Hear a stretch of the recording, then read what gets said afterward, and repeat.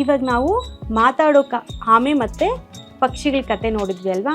ಈ ಕಥೆನಲ್ಲಿ ಏನಾಯಿತು? ಕೊನೆಯಲ್ಲಿ ಆಮೆ ಮಾತಾಡಿದ್ದಕ್ಕೆ ಕೆಳಗಡೆ ಬಿದ್ದೋಯ್ತು.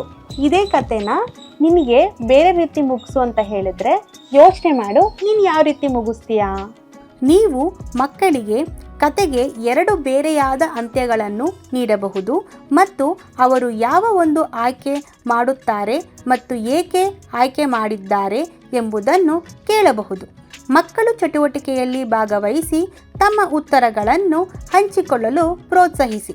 ಎಲ್ಲ ಉತ್ತರಗಳನ್ನು ಸ್ವೀಕರಿಸಿ, ಏಕೆಂದರೆ ಇದರಲ್ಲಿ ಸರಿಯಾದ ಅಥವಾ ತಪ್ಪಾದ ಉತ್ತರಗಳಿಲ್ಲ.